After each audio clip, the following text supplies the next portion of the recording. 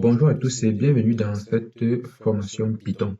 Aujourd'hui, on va engager un parcours dans la formation Python en 2026. Bien sûr qu'il y a énormément de vidéos, tutoriels sur YouTube qui donnent effectivement une formation sur le langage Python. Nous sommes en 2026 et l'intelligence artificielle a pris davantage sur le marché du travail.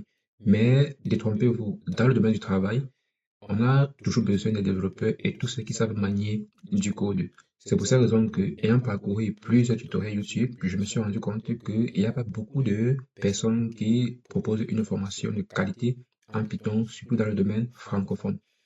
On va donc aujourd'hui faire une suite de vidéos qui va donc porter sur le langage Python.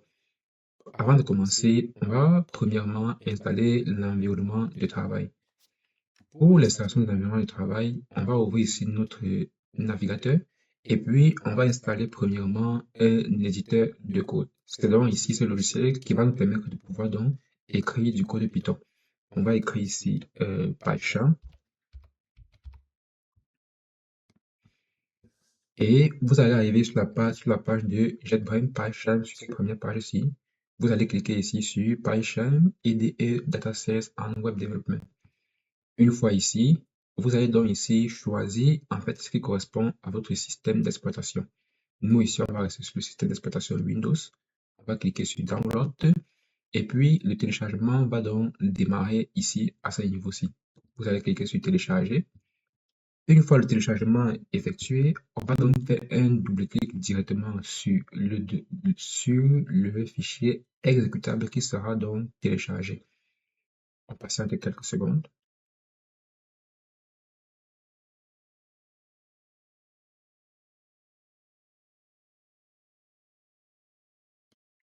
On a ici cette petite fenêtre qui va donc s'ouvrir ici, cette petite fenêtre contextuelle qui va s'ouvrir ici. On va donc cliquer sur OK. Et puis, une fois cliqué sur OK, il y aura donc cette autre fenêtre qui va donc s'ouvrir. Et à ce niveau-ci, vous allez cliquer ici sur Next. Et puis, vous allez donc ici procéder à l'installation sans appliquer aucune modification. Moi, personnellement, je vais m'arrêter à ce niveau parce que j'ai déjà PyCharm installé et je ne veux pas faire la réinstallation à zéro parce que j'ai plusieurs éléments qui sont déjà installés dans mon éditeur de code. Donc, vous allez continuer et l'installer normalement. Il n'y aura aucun défaut ou alors aucun souci durant l'installation. Si vous rencontrez des difficultés avec l'installation, n'hésitez pas à écrire en commentaire et on pourra donc expliquer comment faire pour résoudre le problème. Après l'installation de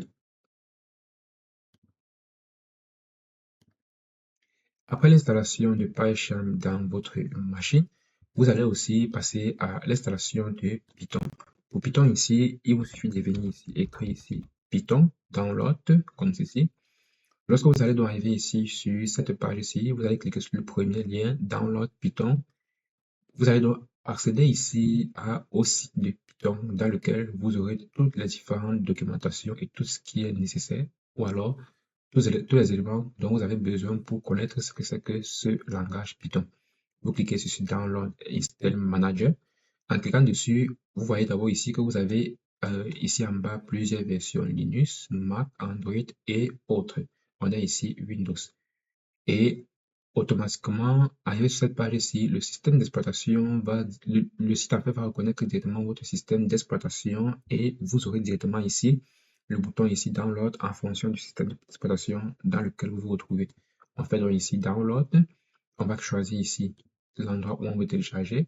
Après, une fois le téléchargement terminé ici, on va donc ici accéder au dossier dans lequel le langage a été téléchargé. On doit donc faire ici un double-clic sur ça pour installer. On aura donc ceci qui va donc s'afficher, cette petite fenêtre qui va donc s'afficher ici.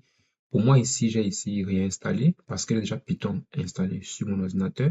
Mais vous aurez ici installé Python dans le cas où Python n'est pas encore installé dans votre ordinateur. Donc, vous allez donc installer et puis continuer. Si vous avez des difficultés, n'hésitez pas à mettre en commentaire. On saura comment vous expliquer pour pouvoir résoudre le problème. Après ça, maintenant, il y a un autre éditeur de code que vous pouvez aussi utiliser dans le cas où vous ne souhaitez pas utiliser Python. Il s'agit ici de Visual Studio Code. Vous allez donc revenir simplement ici au niveau du navigateur.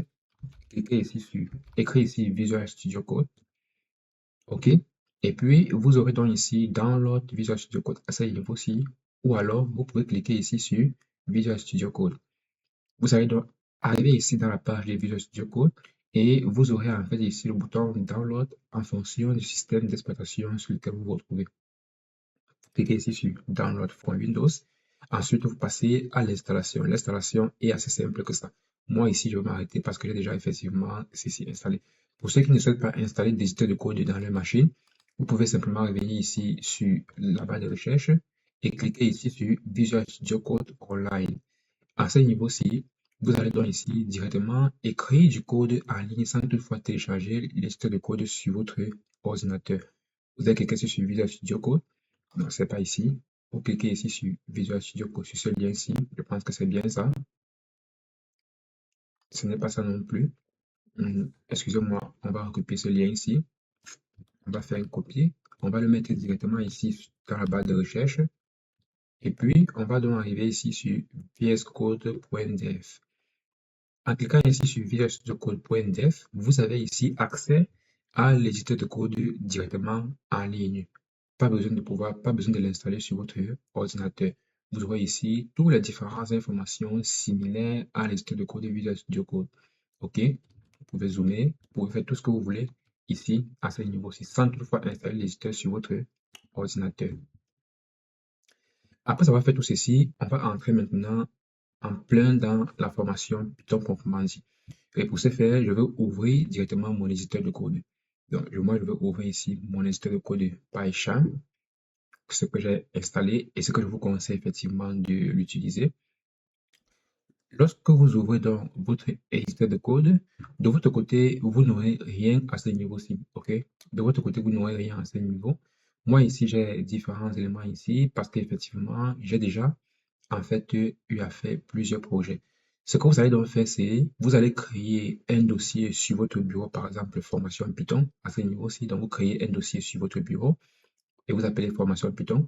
Ensuite, on va donc ici ouvrir le dossier que nous avons créé et ça sera donc dans ce dossier que nous allons donc faire toute notre formation. Moi, et ici, on a différents boutons ici, New Notebook. On a ici New Script, on a ici New Project, Open et Clone Repository. Clone Repository ici, ça permet donc de pouvoir cloner en fait un dépôt Git. Open, ça permet donc de pouvoir ouvrir un projet ici déjà existant. Nouveau projet, ça permet de créer un nouveau projet. Nouveau script, ça permet tout simplement de créer un script Python directement sans toutefois créer un dossier. Et New Notebook, je n'ai pas encore eu à utiliser cette fonctionnalité parce que mais en lisant le nom, il s'agit en fait ici de pouvoir peut-être documenter un projet. Je vais cliquer ici sur Open et vous aussi de votre côté, vous allez cliquer sur Open. On va revenir ici sur notre bureau et on va chercher dans le dossier ici Formation Python. On va cliquer ici sur Dossier Formation Python. On va cliquer sur Sélectionner le dossier. Le dossier. On aura donc ici cette interface qui va donc s'ouvrir et le fichier main.py va donc s'ouvrir, va donc se créer automatiquement. À ce niveau-ci, on va donc premièrement supprimer ce fichier main.py et par la suite, on va partir à 0. Une fois que nous avons donc supprimé ce fichier main.py, on va effectivement dire c'est quoi le langage Python. On va donc créer ici un fichier que je vais appeler ici, un dossier que je vais appeler ici par exemple new directory et je vais l'appeler ici 01-introduction.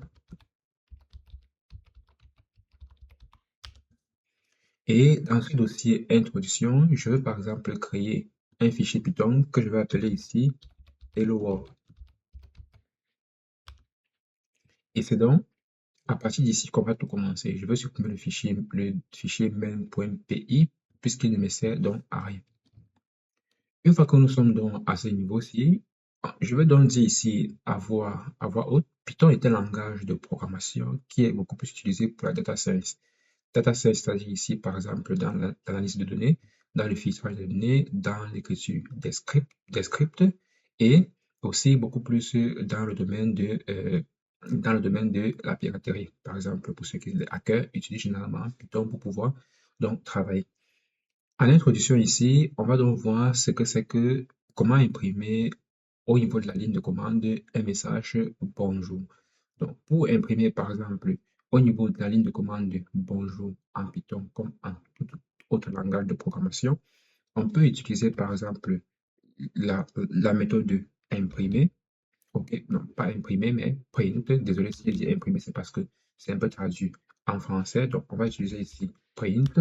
Et à l'intérieur ici, on va effectivement ouvrir les guillemets comme ceci. Et à l'intérieur de ces guillemets-ci, on va donc écrire bonjour.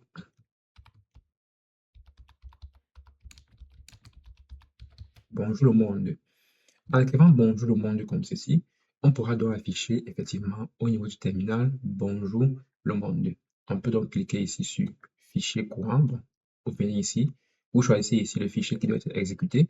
On a encore ici main, mais le fichier main n'existe plus. On a ici current file pour dire le fichier dans lequel on se trouve actuellement, ou alors edit configuration pour choisir par défaut le fichier qui sera exécuté chaque fois qu'on va cliquer sur le bouton ici exécuter. On va donc cliquer ici et puis on aura effectivement ici au niveau de notre terminal le message bonjour le monde qui s'affiche à ce niveau-ci. Ne vous inquiétez pas sur l'explication des différents éléments que nous avons ici dans notre éditeur de code.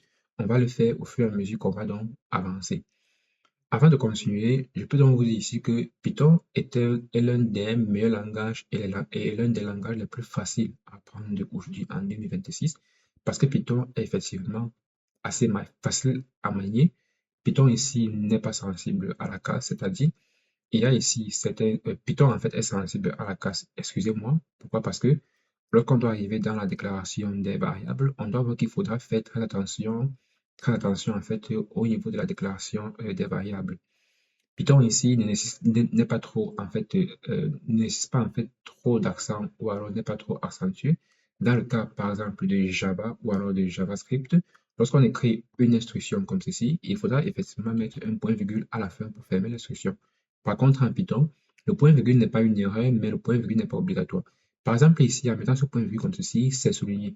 Le soulignement ici ne me dit pas qu'il s'agit d'une erreur, mais ça me dit qu'il s'agit en fait d'une erreur qui peut être une erreur grammaticale par exemple. Parce que à ce niveau-ci, lorsque je mets mon curseur ici, je peux voir ici le type de problème que nous pouvons donc avoir à ce niveau-ci.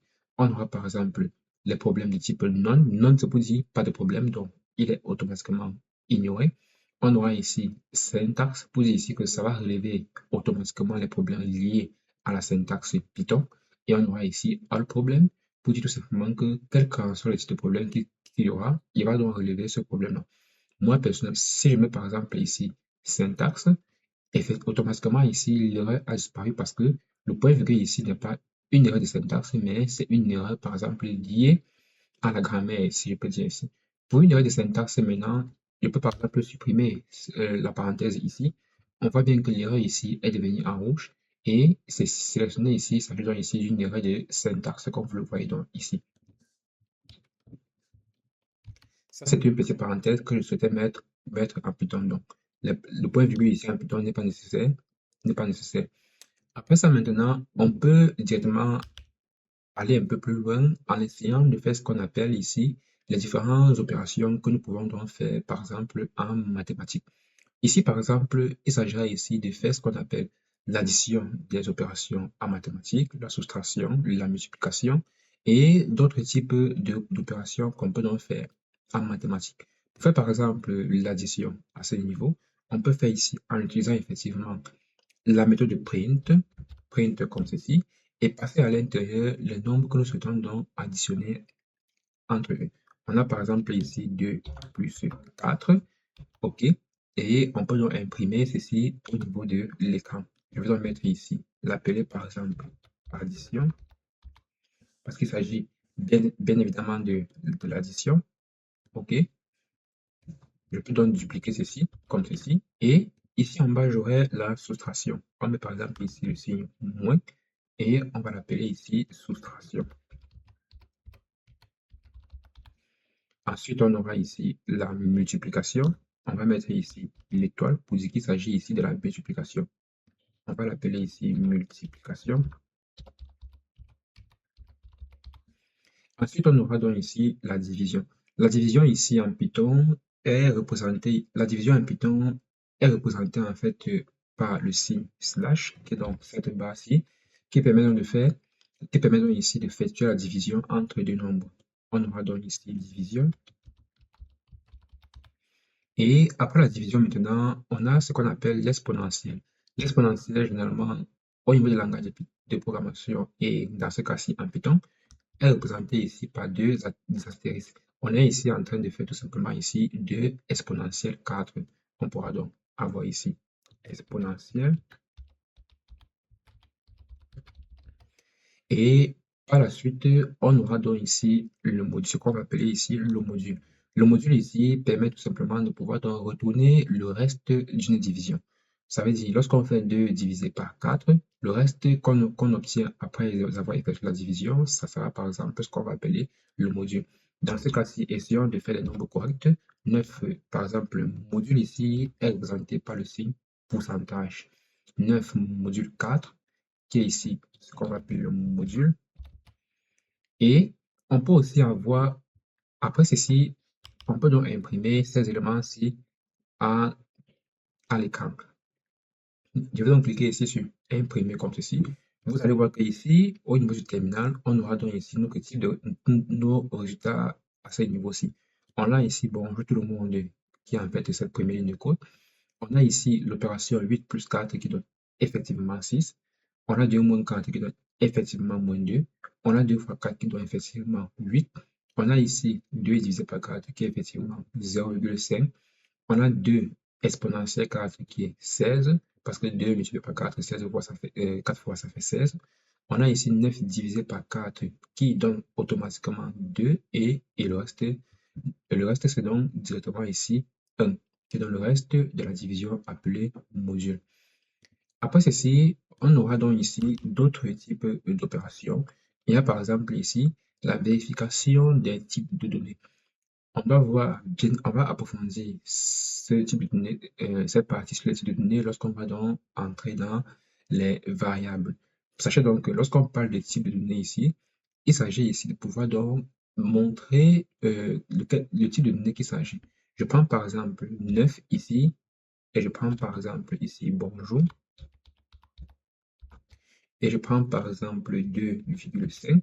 Toutes ces différentes informations ici que je viens de saisir ici ont un type différent. Ça veut dire que 9 ici a un type bien propre à lui.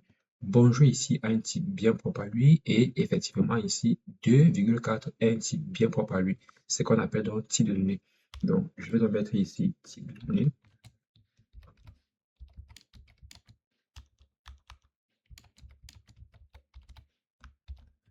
Comme ceci. Et une fois que j'ai mis type de données comme ceci, on va donc commencer avec les types de données.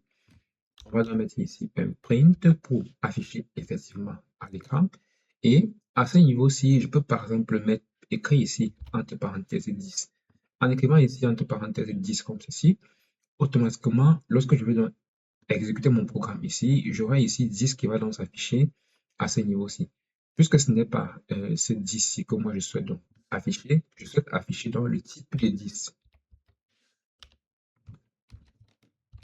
Je souhaite donc ici afficher 10. Je veux savoir quel est le type de données que représente la valeur 10. Pour ce faire, on va donc utiliser une méthode de Python qui est en fait appelée type et on va donc passer ici entre parenthèses sa valeur 10.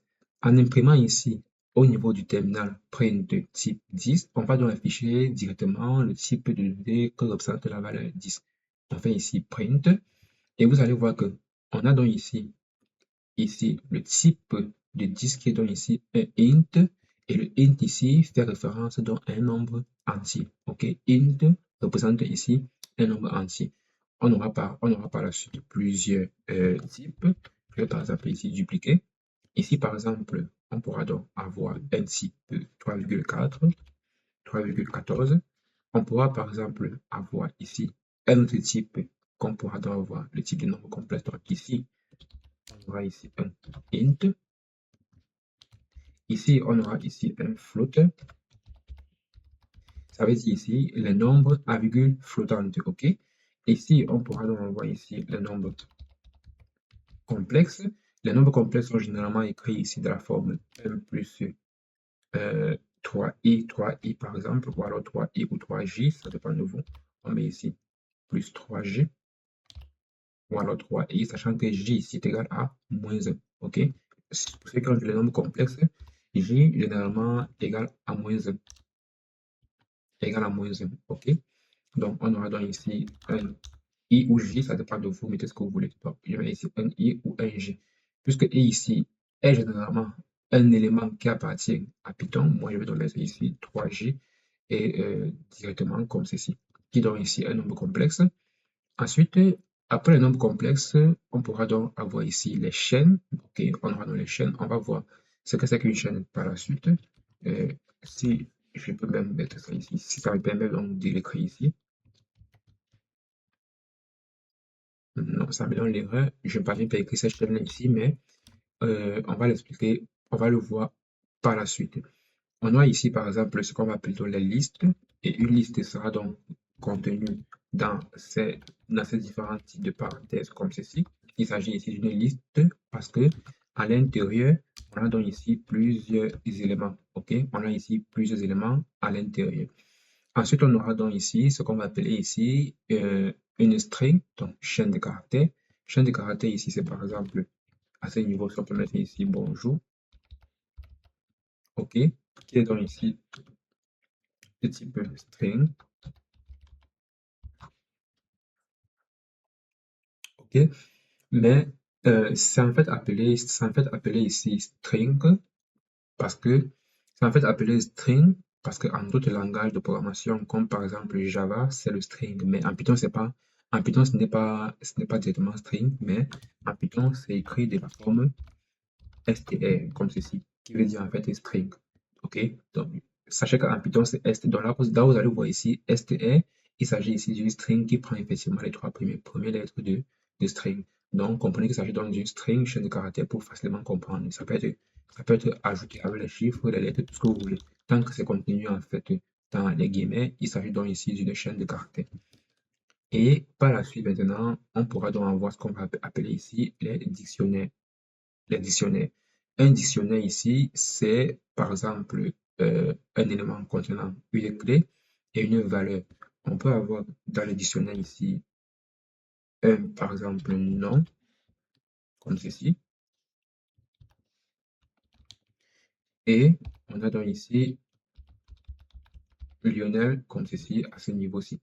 Lorsque je mets par exemple ceci, j'ai ici une erreur. Pourquoi est-ce que j'ai ici une erreur? Tout simplement parce que ce dictionnaire-ci doit être contenu dans ce type de parenthèses, dans les accolades. On va appeler ça ici dictionnaire. Ça fait donc ici un dictionnaire. OK? Après le dictionnaire, on a maintenant ici ce qu'on appelle les tuples. On va voir qu'ici, une tuple, en fait, c'est aussi une liste en fait, d'éléments qui va un peu représenter ici, qui va un peu ressembler aux listes, mais elles ne seront pas vraiment les listes.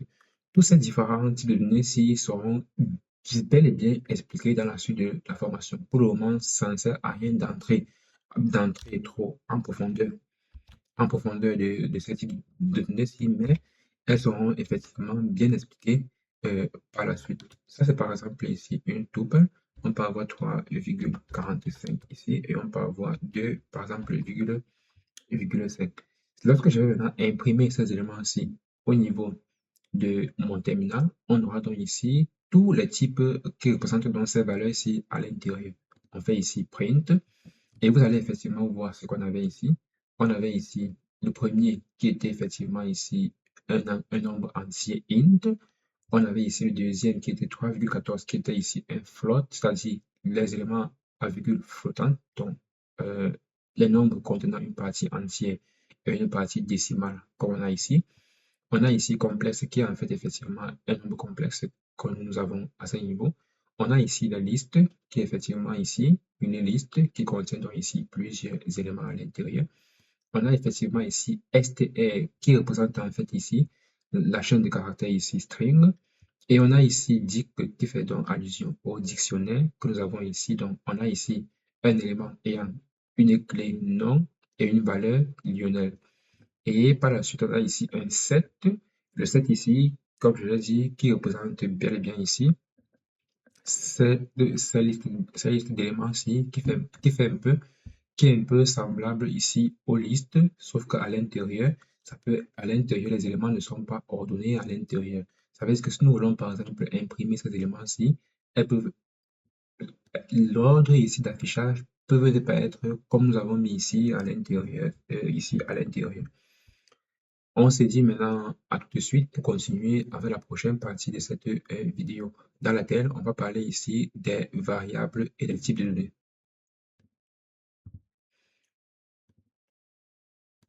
On va donc créer ici, dans le dossier formation, une nouvelle directory. Et ici, à l'intérieur, on va donc appeler ici 02. Et puis, on va donc nommer ceci variable.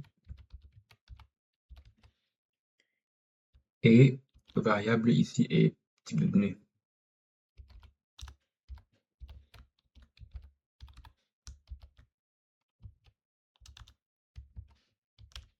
Comme ceci. Dans cette partie-ci, qu'est-ce qu'on va faire dans cette partie-ci? Dans cette partie-ci, on va donc faire ici un aperçu, en fait de un ensemble de fonctions qui sont donc intégrées en Python. Il s'agit donc ici des fonctions très importantes qui sont généralement utilisées en Python. Elles peuvent être considérées comme étant donc des raccourcis qui permettent d'effectuer certaines actions un peu plus rapidement. On va donc revenir ici, on va créer à ce niveau-ci un fichier Python et on va donc l'appeler ici 01. On va dire ici variable, qui est effectivement les variables euh, ou alors les fonctions intégrées de Python. Donc je vais l'appeler ici variable.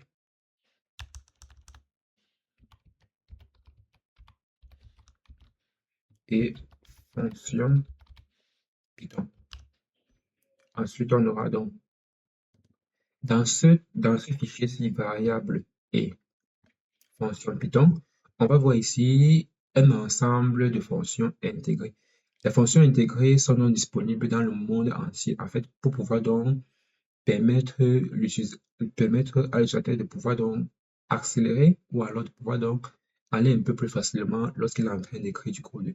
Ce qui va donc signifier qu'on peut utiliser ici les fonctions intégrées sans importer certains éléments ou alors sans effectuer une configuration, une quelconque configuration. Certaines fonctions sont donc couramment utilisées en Python, comme par exemple la fonction print. Print ici, qu'on a vu dès le début de cette vidéo, qui est en fait une fonction qui va nous permettre ici de pouvoir donc afficher un élément au niveau de la console. On aura par exemple ici la fonction ici len. La fonction len ici prend effectivement quelque chose en paramètre qui va donc permettre d'afficher par exemple la longueur d'un élément. Ok. Si je mets par exemple ici à l'intérieur une chaîne de caractères, bon, je vais supprimer ici pour avoir uniquement les erreurs de la syntaxe. On aura ici effectivement la longueur de l'élément. Pour le moment ici, rien affiché ici à l'écran, c'est normal parce qu'effectivement, on pourra donc afficher ici dans un print comme ceci et on met à l'intérieur ici notre longueur de l'élément. Le point virgule n'est pas obligatoire, on met ça. Vous voyez donc ici, au niveau ici de print len ici, on affiche bien évidemment ici 5. 5 pourquoi? Parce que ici, à l'intérieur, on a passé une chaîne de caractères contenant, on a passé ici une chaîne de caractères contenant 7 éléments. On a ici 1, 2, 3, 4, 5. C'est pour cette raison que nous avons donc 5 ici. On a aussi effectivement la fonction type en anglais qui permet d'afficher en fait ici le type de données que nous avons. Par exemple, 3 à ce niveau. On aura effectivement ici int qui est dans le type int que nous avons vu dans la première partie. Ensuite, on aura ici le type float. On peut avoir ici print. On a ici float. On passe ici en paramètre 3.5 et puis on va donc imprimer ici. Vous allez voir que lui, il va imprimer effectivement ici le nombre ici avec, il va imprimer en fait 3,5 le nombre tel qu'il est écrit avec la virgule. Si nous passons ici int ici à l'intérieur, automatiquement, on aura ici, au niveau du terminal, uniquement 3 qui sera affiché parce qu'il s'agit ici d'un nombre. Il s'agit ici d'un nombre entier, OK, sans partie décimale. Il va donc ici int qui est donc un nombre entier.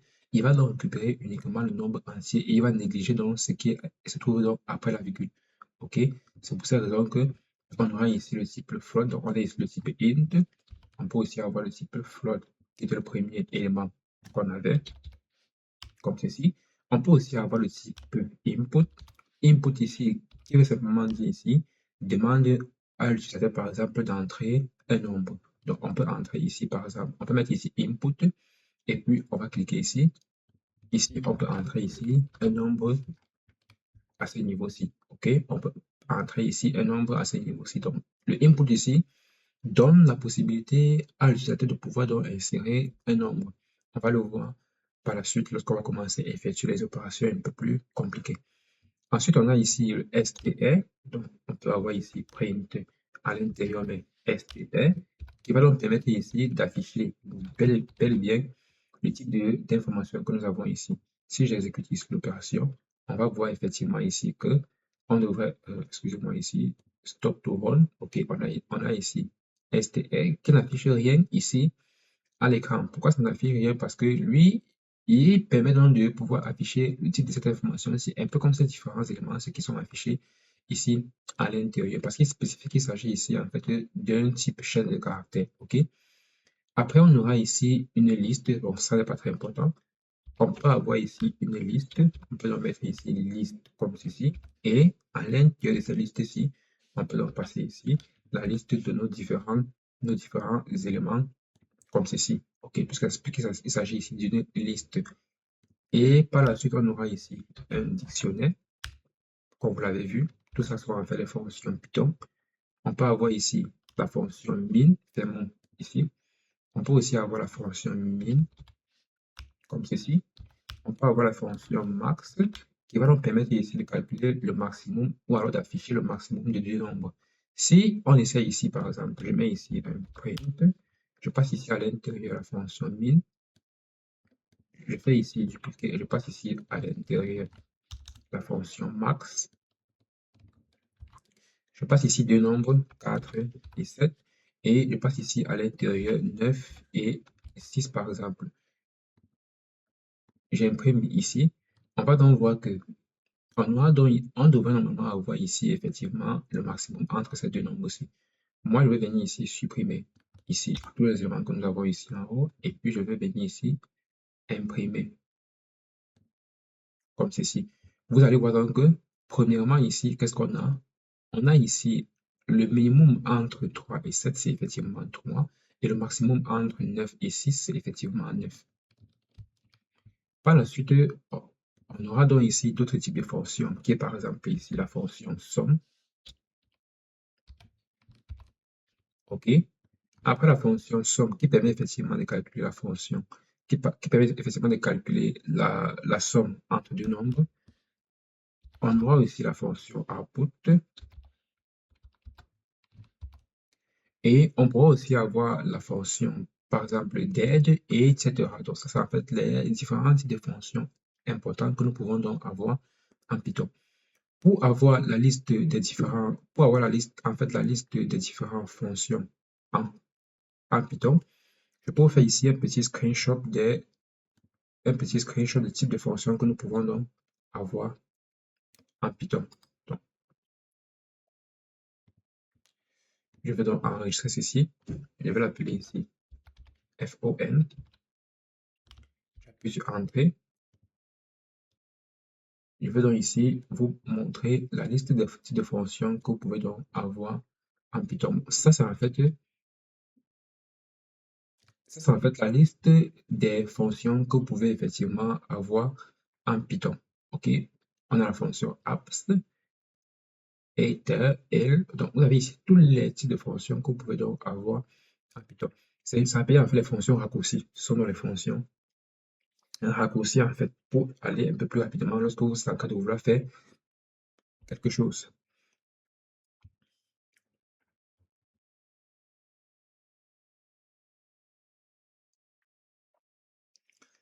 Après ça, maintenant, on va entrer maintenant dans une partie qu'on va nous appeler ici les variables.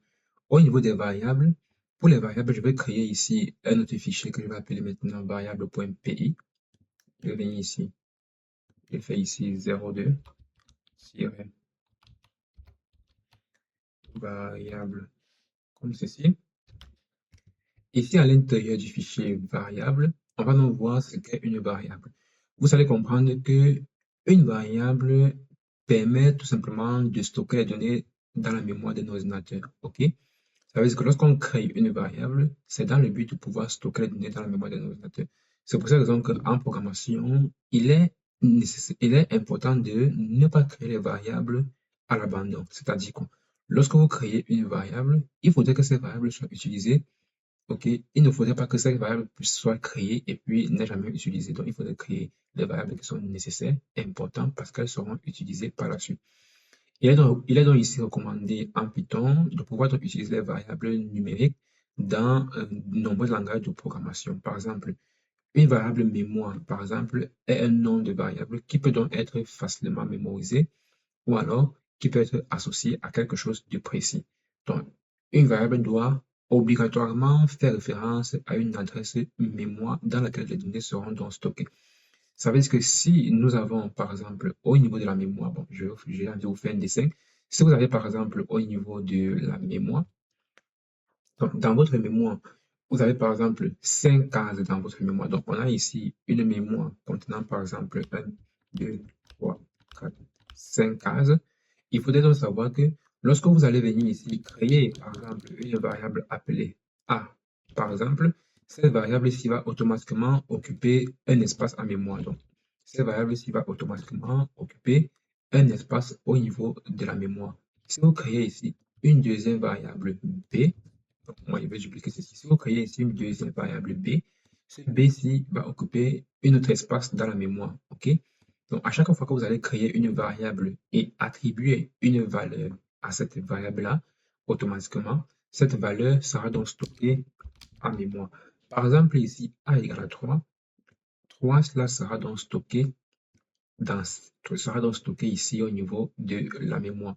C'est pour cette raison que c'est très important d'avoir les variables nécessaires, pas les variables qui sont créées, dans lesquelles on a passé les informations, mais qui ne servent à rien parce que elles occupent effectivement un espace au niveau de la mémoire. Le nombre au début, par exemple, ou alors le caractère spécial, les traits ne sont pas 12. On va donc voir par la suite les types de, les types de variables importantes qu'il faudrait donc avoir et les types, comment nommer les variables en fait. C'est en fait comment nommer les variables.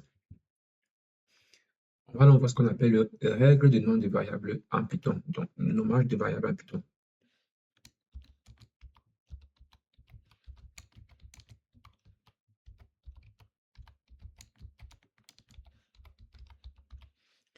Dans le nommage de variable ici en Python, vous allez comprendre que le nom d'une variable ici doit commencer par une lettre ou le caractère soulignement.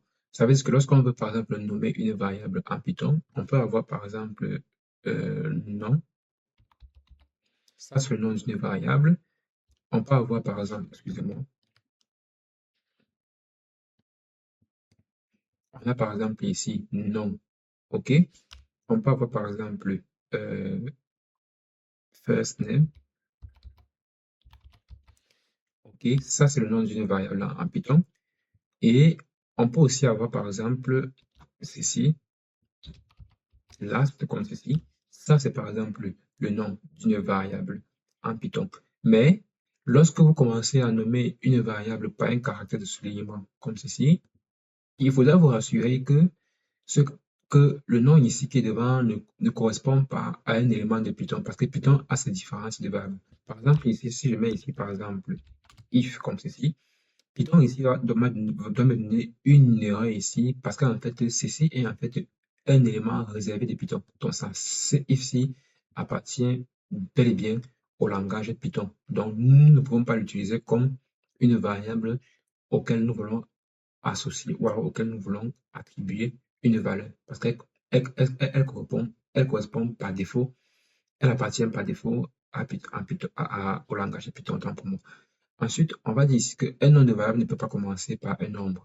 Ça veut dire que si vous avez par exemple une variable, vous ne pouvez pas commencer une variable par exemple par 3 comme ceci. Vous voyez ici qu'automatiquement ici la couleur ici est différente parce qu'il s'agit ici d'un nombre. Donc un nom de variable ne peut pas commencer par un nombre. Et aussi en Python, lorsqu'on crée les variables en Python, ok, on n'a pas besoin ici de déclarer le type de la variable avant de la créer. Ça veut dire que en notre langage de programmation, comme par exemple le Java, ça c'est une variable en fait non ici. On sait que le non ici va contenir par exemple une chaîne de caractères qui peut être Lionel, qui peut être Paolo, qui peut être Mario aussi. Il n'est pas obligé de venir mettre ici str non. Et par exemple ici, au niveau par exemple d'une variable de type âge, on sait que cette variable doit contenir un nombre entier. On n'est pas obligé de mettre ici devant int comme ceci pour pouvoir dire que nous voulons effectivement pour pouvoir dire qu'il s'agit en fait d'un type entier. Python, par défaut, doit donc reconnaître au moment de l'exécution du programme le type de variable dont il s'agit. OK? Donc, pour pouvoir donc passer donc ici à l'exemple, on va donc supprimer ici les str et on va supprimer ici les int. Ici, j'ai une erreur à ce niveau-ci. Pourquoi est-ce que j'ai une erreur à ce niveau-ci? J'ai une erreur à ce niveau-ci parce que Python ici ne reconnaît pas cet élément-ci. Pourquoi est-ce qu'il ne la reconnaît pas? Parce qu'effectivement, elle n'est pas initialisée. Ça veut dire que si je crée par exemple cette variable non-ci, il faudrait automatiquement que je l'attribue par exemple une valeur. Même si pour le moment je ne veux l'attribuer aucune valeur, il faudrait que je passe ici 0 pour lui dire, OK, pour le moment, ici, tu ne contiens rien, donc tu contiens 0 élément à l'intérieur du nom. OK, je mets ici directement égal à 0. Automatiquement, l'erreur ici va tout simplement disparaître. Donc, si partout ici, je vais mettre ici 0, vous allez voir que ici, tous les erreurs ici vont donc disparaître. Par contre, au niveau de if ici, le 0 ici ne disparaît pas, mais sachez que vous ne pourrez pas utiliser ceci comme étant une variable en Python parce que moi je vous dis que ça en fait c'est un élément réservé de Python, donc on va donc supprimer ça.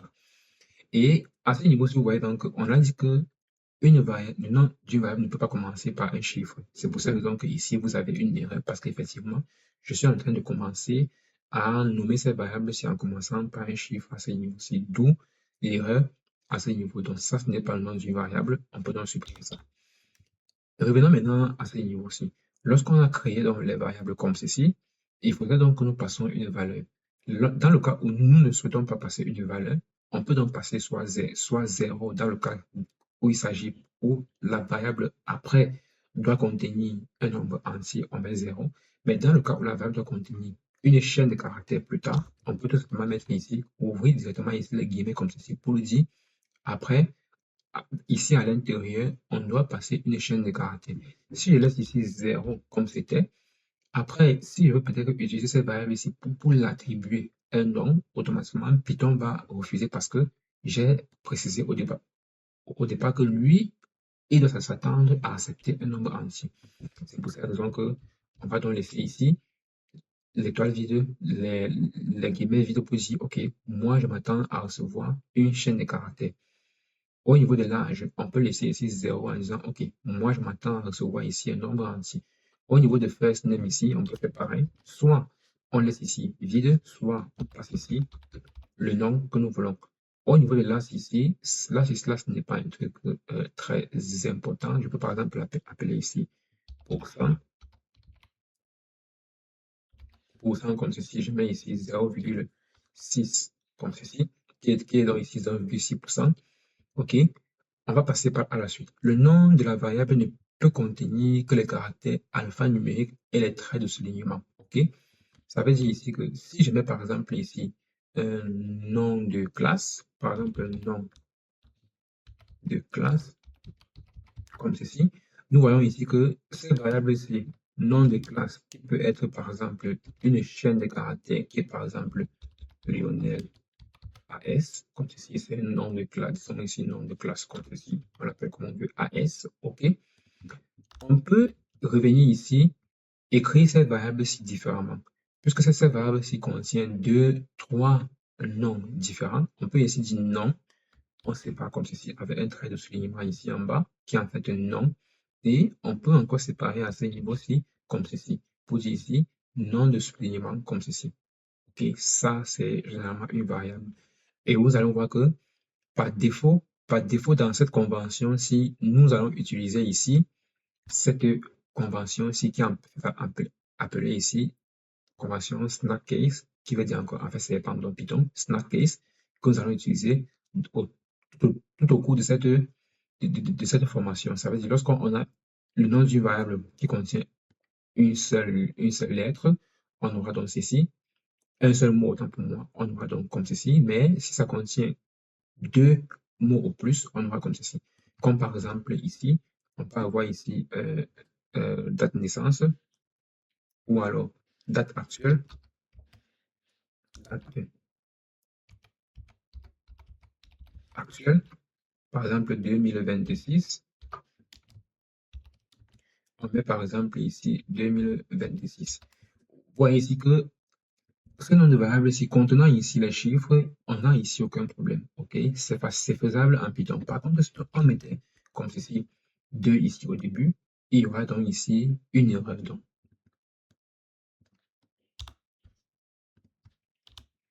comme ceci. Et les noms de variables, en fait, sont sensibles à la casse. Comme je l'ai dit au début de la formation, les noms de variables sont sensibles à la casse. Par exemple, si on a par exemple ici un prénom comme ceci, ok, et si je veux par exemple utiliser ce prénom-ci ailleurs, prénom ici, je mets ici, je passe ici un truc de ce genre ici qui est le prénom.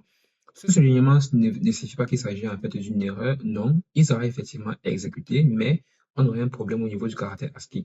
On voit ici que prénom ici, c'est une chaîne de caractères STR parce qu'effectivement on a passé à l'intérieur une chaîne de caractères.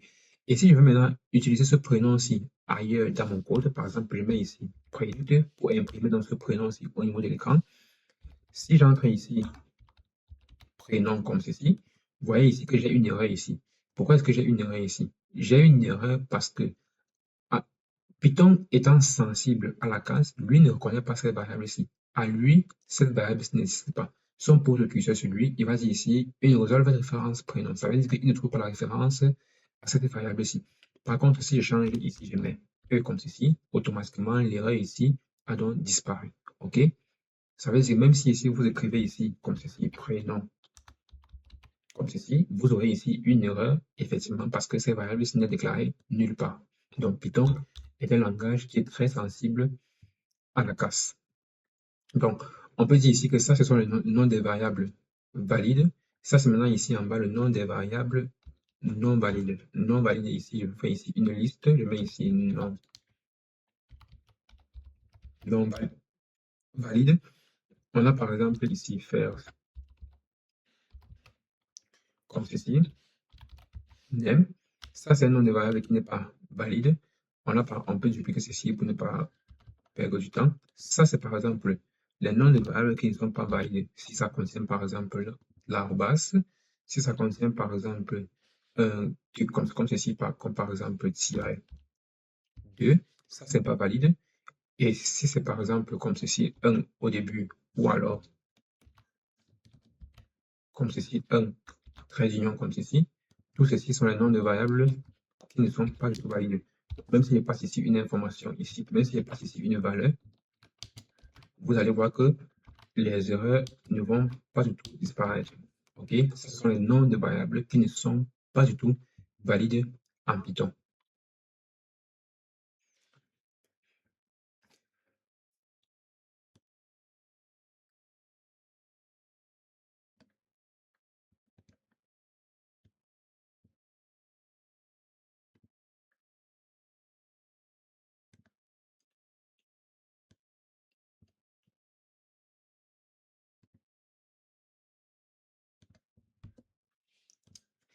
Après ça, maintenant, on doit donc faire quelques exemples de l'utilisation des variables en Python. Pour l'exemple d'utilisation de variables, pour l'exemple d'utilisation de variables en Python, on peut tout simplement revenir par exemple ici. On peut avoir par exemple une variable de type prénom. Donc, on va écrire ici prénom. OK. Comme prénom ici, on peut avoir ici Lionel, ça c'est par exemple un prénom. Ensuite, on peut avoir par exemple ici nom de naissance.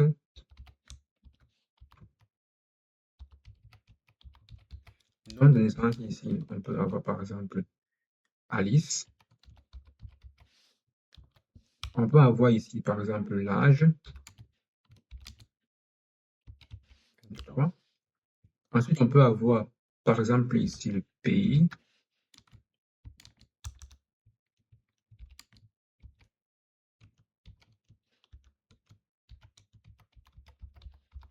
Cameroun. Ensuite, on peut avoir ici par exemple est marié.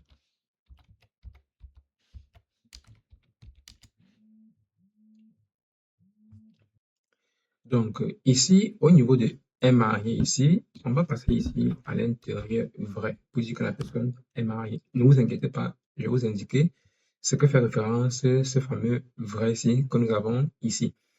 Et par la suite maintenant, on aura par exemple les compétences. Pour les compétences ici,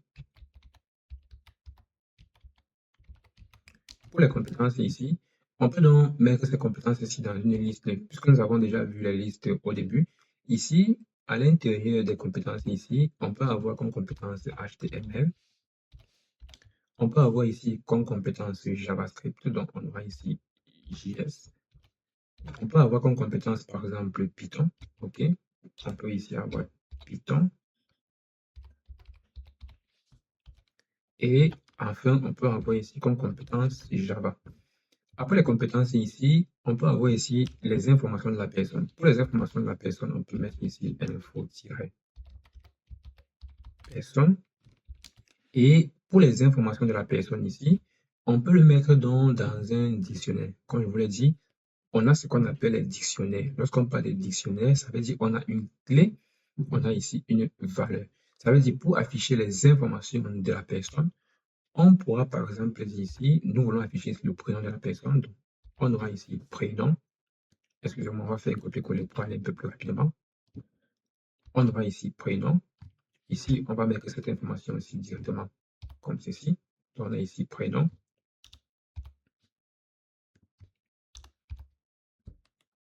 OK, virgule. Ça, c'est dans le but d'afficher les informations d'une personne. Moi, j'ai ici une erreur. C'est normal que j'ai une erreur parce que ici, c'est plutôt le point virgule et non l'égalité. On a ici le prénom. Ensuite, on a ici le nom de famille. Donc, moi, je vais occuper ceci ici et je vais positionner ici pour dire ici que moi, je veux avoir ici le nom. On va faire ici copier-coller. Ok, d'accord. On va faire CTRL Z pour revenir en arrière. On a ceci. On a ceci. Vous pouvez laisser la double guillemets, ça ne dérange pas. Le but, c'est qu'ici au milieu, il y a plutôt ces différentes informations aussi. OK? Ensuite, on peut aussi avoir ici l'âge de la personne. OK? On peut aussi avoir l'âge de la personne comme ceci. Donc, on va faire ici l'âge. Ici, on met la virgule 23 ans. On met ici une virgule. On met aussi, il y a déjà une virgule ici. On laisse comme ceci. Et puis, on peut aussi mettre ici le pays de la personne pour afficher les informations de cette personne-ci. On a ici le pays.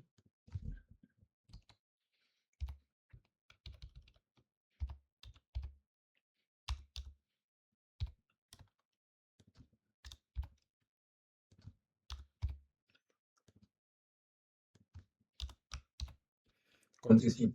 Ça, c'est en fait tout ce que nous pouvons avoir ici. Ça, c'est l'exemple en fait au niveau des variables. OK?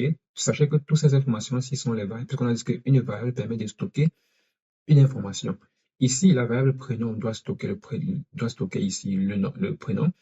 La variable nom de naissance doit stocker cette valeur-ci. Ça veut dire, dans tous les espaces que nous avons ici dans notre mémoire, à chaque allocation en mémoire, on a ces valeurs-ci à l'intérieur. Ça veut dire que si on part dans la mémoire de la machine ici, l'endroit où on aura ici nom de naissance, on aura à l'intérieur effectivement la valeur Alice ici. L'endroit où on aura info personne, on aura effectivement à l'intérieur de cette variable ici, ces différentes informations ici.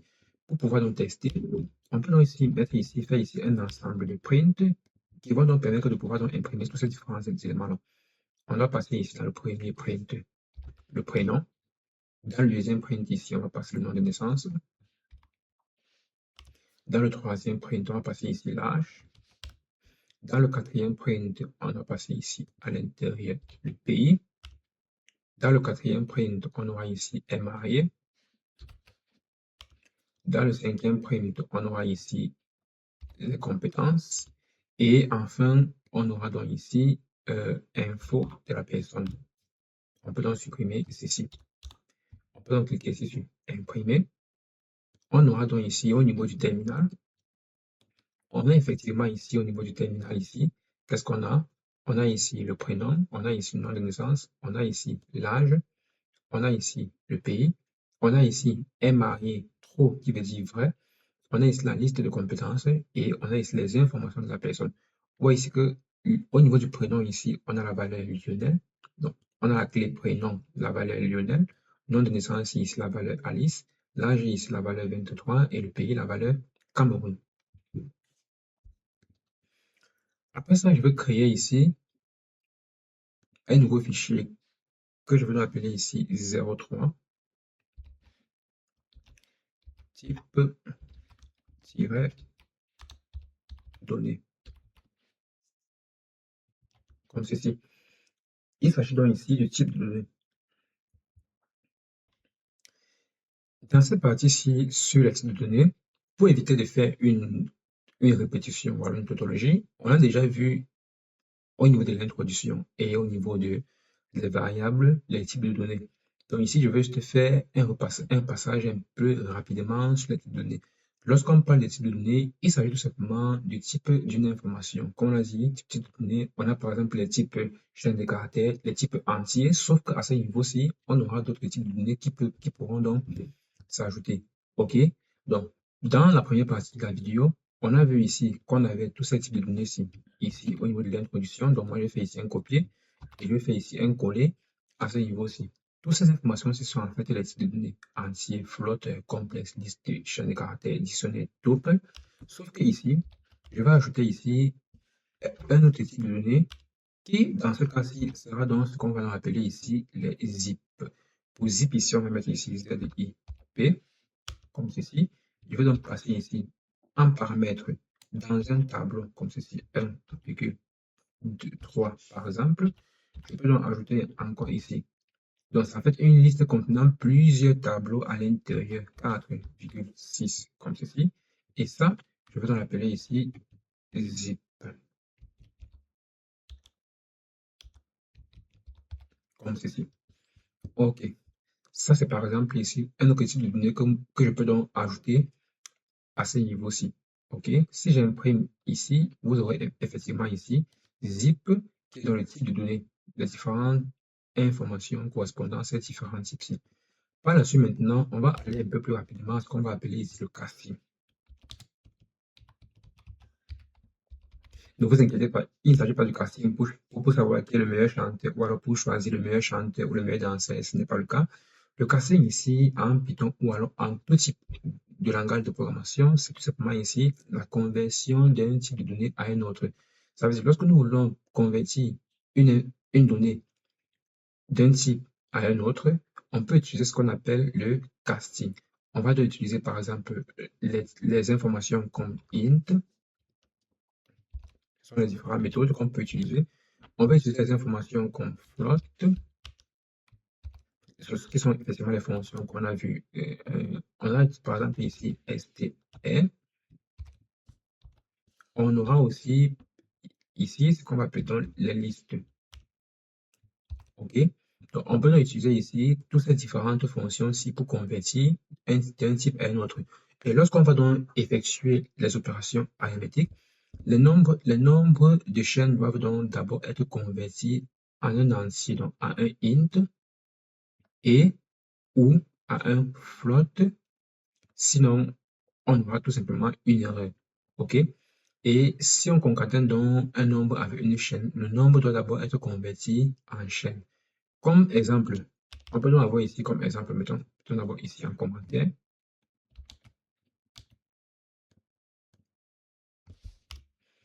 Si par exemple, j'essaie de faire une conversion ici, en passant par exemple d'ici de float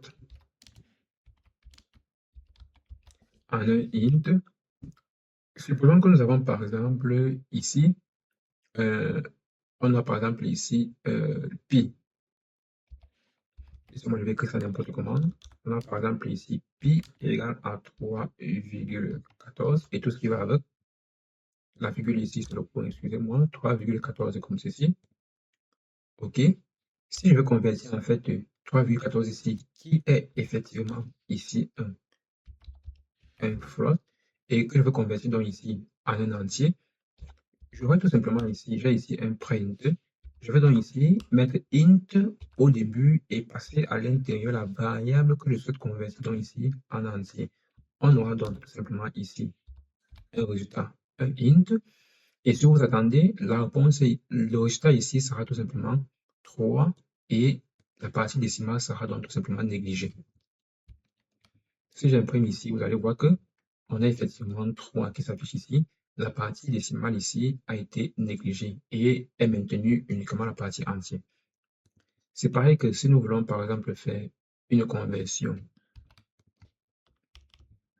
dans ce cas-ci, d'un int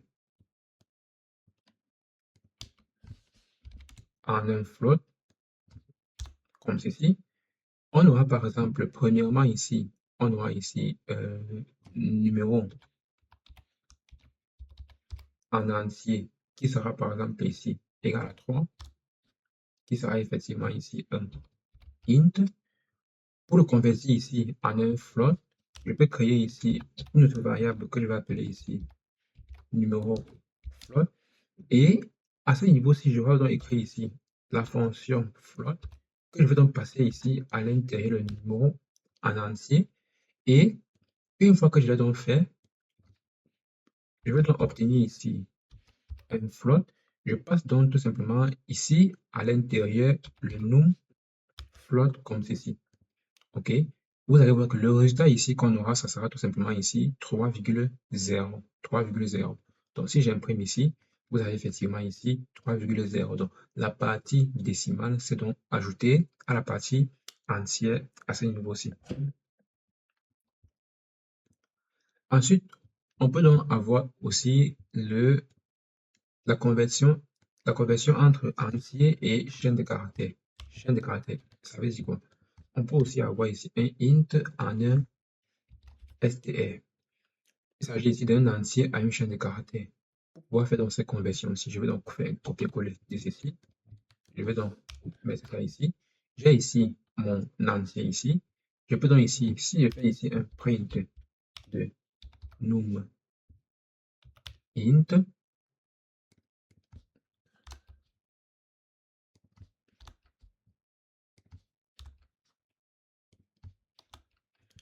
et ici maintenant, si je veux maintenant ici avoir maintenant le numéro en chaîne de caractères, donc str, j'ai ici num int. Je mets donc tout simplement ici devant str. En mettant str ici, je suis en train de dire convertis-moi en fait cet entier-ci en chaîne de caractères. OK? Et là maintenant, je peux tout simplement ici imprimer ici à l'intérieur, puisque moi je m'attends ici à avoir un str.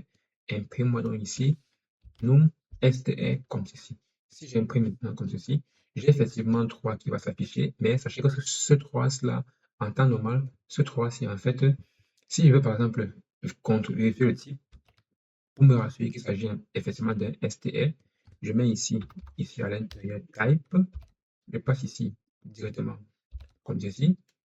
En imprimant ici, vous allez voir qu'ici, il s'agit effectivement ici d'un str à ce niveau-ci. Ensuite, on peut donc ici faire une autre conversion en partant par exemple du str, disons-le ici, on peut faire par exemple une conversion ici d'un str, chaîne de caractères, str, OK, en int ou en float, comme ceci. Cette conversion-ci, nous voulons donc la faire. Et pour faire donc cette conversion-ci, on peut donc avoir ici STR par exemple, donc on a ici la valeur -STR. Cette valeur STR ici peut être ici par exemple 20.2 ou alors 20.4. Ensuite, on peut avoir ici la val-float, donc le numéro ici en float. On peut donc écrire ici en utilisant la fonction float. On passe tellement ici la val STR à l'intérieur. Si je fais ici un print, bon, ça a un effet un print parce que si je fais ici un print, vous allez voir qu'on aura. Si je fais ici par exemple print, je mets ici par exemple val -str, deux points, virgule, je passe ici type val str. Je suis tout simplement ici en train d'afficher le type de cette variable pour qu'on sache effectivement qu'il s'agit d'une chaîne de caractères et non d'un float. Parce que écrit comme ça à l'intérieur, il s'agit d'un float, mais en mettant comme ça dans les guillemets comme ceci, il s'agit donc d'une chaîne de caractères. Une fois que c'est fait maintenant, je vais donc ici afficher le type qui est effectivement ici un str. Donc ça c'est un str, une chaîne de caractères.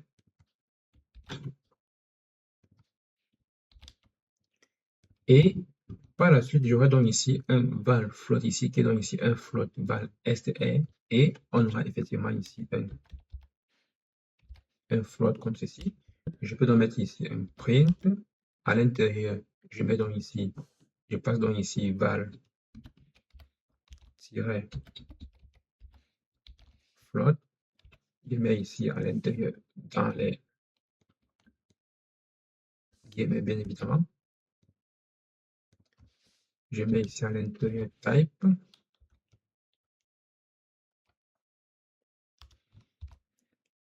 Je mets ici à l'intérieur val float comme ceci. Effectivement ici, je m'attends effectivement ici à avoir le type comme type ici float tout simplement. Ça c'est déjà la première conversion que j'ai fait ici en passant ici du str en un float. Je peux aussi faire pareil ici en passant ici d'un str à un int. Pour ce faire, je peux faire ici un copier-coller de ceci. Je mets ça ici en haut et puis je mets ici val int. Je passe ici à l'intérieur le str à ce niveau-ci et je m'attends ici à avoir un int en changeant bel et bien ici devant int et puis j'ai ici val int que je passe effectivement ici type val ici je passe ici à l'intérieur int et puis je vais donc ici effectivement le type int. Je vais donc ici imprimer au niveau de mon écran. Vous allez voir ici que j'ai ici la classe str ici. Regardons un peu ça. Imprimons d'abord ici, faisons d'abord un print de ceci. Donc faisons un print de val str qu'on imprime ici. J'ai ici une erreur à quel niveau? Un int print int val str. Mettons-le ici dans ce guillemets ici pour pouvoir donc voilà, pour pouvoir effectivement ici bypasser l'erreur. J'ai ici int, je val int égale à int val. J'ai l'erreur où? Ah ok, val int égale à val int str ici. Je suis en train de convertir ceci.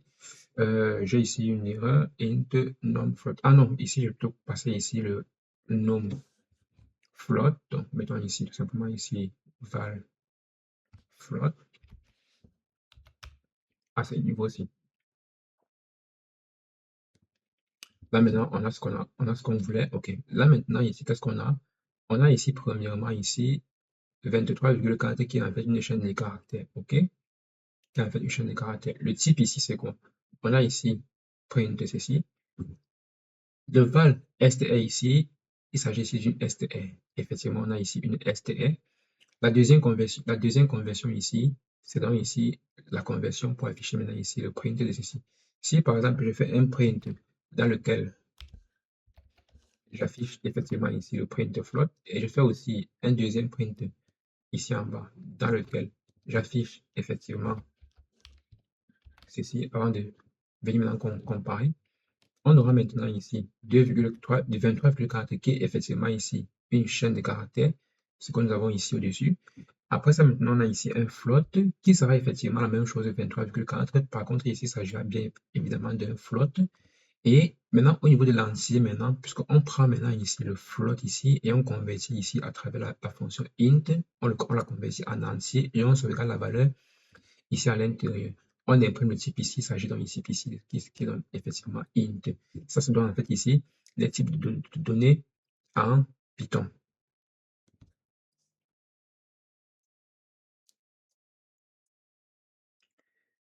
Après ça, maintenant, on passe maintenant à la dernière partie qui est donc un exercice. Parce que c'est bien de travailler, mais c'est aussi bien de faire l'exercice. Donc, on aura ici un 0.04 exercice.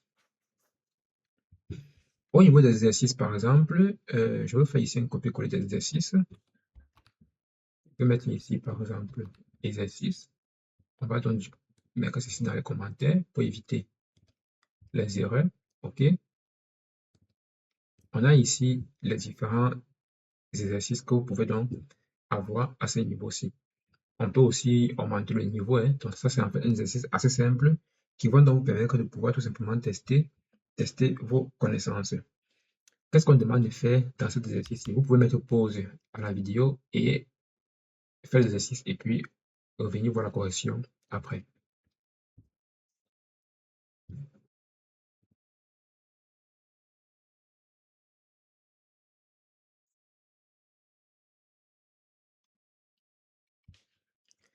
Au niveau des exercices ici, on va commencer par l'exercice numéro, le premier exercice. Écrivez un commentaire Python disant jour de 30 jours de programmation.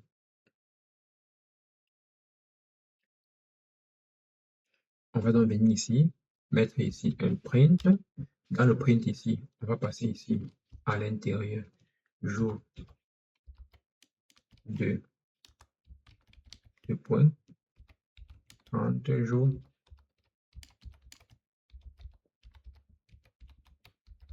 De programmation et puis on a fini. Après ça, on va dire ici le petit de déclarer une variable de prénom et attribuer lui une valeur. Je vois ici prénom. J'attribue ici une valeur, par exemple Lionel. On met dans les guillemets puisqu'il s'agit ici d'une chaîne de caractères. Ok, déclarer une variable de nom de famille et attribuer lui une valeur. Par exemple, j'ai ici nom-famille. Nom de famille ici, je mets par exemple ici code. Je mets ici Mario, par exemple, nom de famille. Déclarer une variable non complet et attribuer lui une valeur non complet ici. Je peux faire un copier-coller ici. Je mets ici non complet. J'attribue une valeur ici.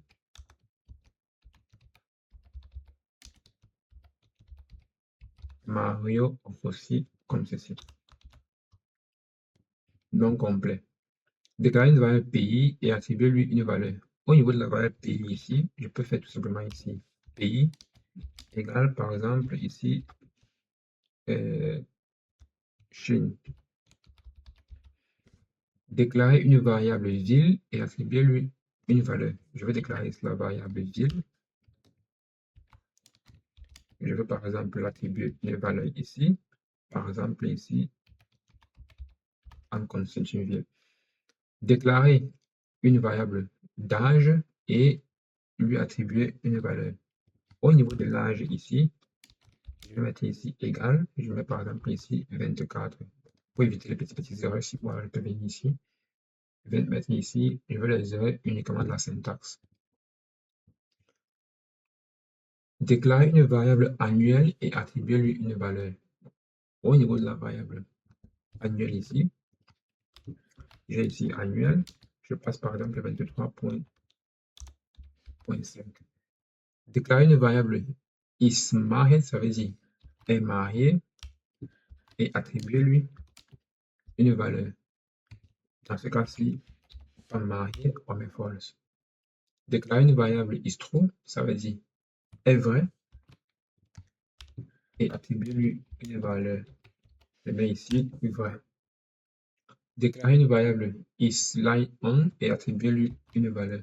isLightOn ici, je veux ici l'attribuer une valeur, par exemple 0. Déclarer plusieurs variables sur une seule ligne. Pour déclarer plusieurs variables sur une seule ligne, je rappelle qu'on n'a pas encore vu ça dans les variables. Pour déclarer plusieurs variables sur une ligne, on peut avoir ici, par exemple, âge ou alors année. On met la virgule ici, on met ici date. On met la virgule ici, on met par exemple ici d'été, date. On met la virgule, on met par exemple ici né. Et puis, on va nous donner ici les valeurs à ces différentes informations-ci. Au niveau de l'année ici, je mets 2026. Je mets la virgule. Date ici. Si c'est une chaîne de caractères, je mets comme si chaîne de caractères. Je passe à l'intérieur ici la valeur. La date ici, si c'est un chiffre, je mets par exemple ici cette valeur-ci. Et si c'est né ici, si né ici représente une date, ou alors si ça représente par exemple une date à valeur décimale, je mets ici 45.7. Ça, c'est donc tout le contenu de l'exercice. Vous pouvez, si vous le voulez, approfondir l'exercice en effectuant par exemple les différents calculs. Au niveau de l'impression ici, vous pouvez ici, si vous le voulez, faire un print. Et dans ce print-ci, vous allez tout simplement ici faire un copier-coller des éléments. Nom de famille, prénom, comme ceci, la ville, l'âge, annuel, est marié, Istro, et enfin isLightOn. Et ici maintenant, on a ici année, date, on a ici la date, et enfin on a ici né. On pourra simplement ici imprimer ici, et toutes ces différentes informations seront donc affichées ici au niveau de l'écran. Toutes ces informations sont donc affichées ici au niveau de l'écran. C'était tout pour cette première vidéo et on se dit dans la prochaine vidéo où on va commencer avec les opérations arithmétiques en Python.